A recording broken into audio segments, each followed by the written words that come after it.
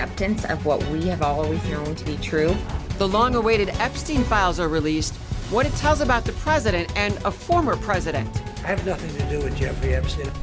Well, temperatures are more mild today, but we have a big wave of unseasonably mild temperatures coming in my 7-day forecast. Live from 7 Burlington Station, this is Omaha's news and weather leader, KETV News Watch 7 at 10. So how does the reclassification of marijuana affect Nebraska? It's a question that politicians and advocacy groups are asking. Good evening, I'm Bill Shammer. I'm Julie Cornell. Thursday, President Trump signs an executive order to reclassify cannabis as a less dangerous drug across the U.S. KETV News Watch 7's Beth Carlson looks at what this means for Nebraska. The executive order reschedules marijuana at a lower restriction, meaning it can be more easily studied for medicine. But it does not change the law here in Nebraska, where recreational cannabis is illegal and medical marijuana is an ongoing battle.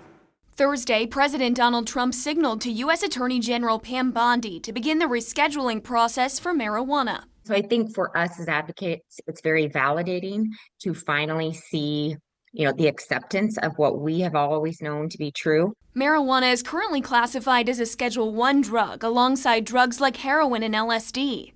Under the executive order, it would be rescheduled as a Schedule III drug, the same group as prescription painkillers like Tylenol with codeine and some steroids. This was not decriminalization. This isn't legalization. And so it actually does not change anything that we're doing in the state. In a joint statement with several other Republican-led states, Nebraska's Attorney General argued against the rescheduling, saying the science properly establishes it as a Schedule I drug. Senator Pete Ricketts and Representative Mike Flood also signing letters urging President Trump to reject the rescheduling.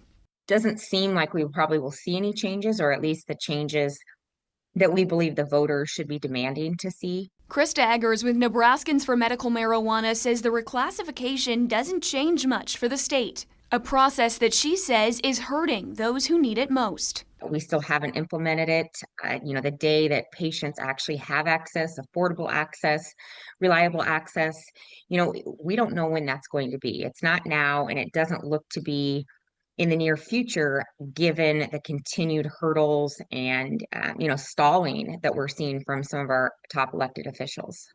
The Nebraska Medical Marijuana Commission is currently working on regulations, but the voter-approved measures are also facing legal challenges, currently awaiting a decision by the state's Supreme Court. Back to you. All right, thanks, Beth.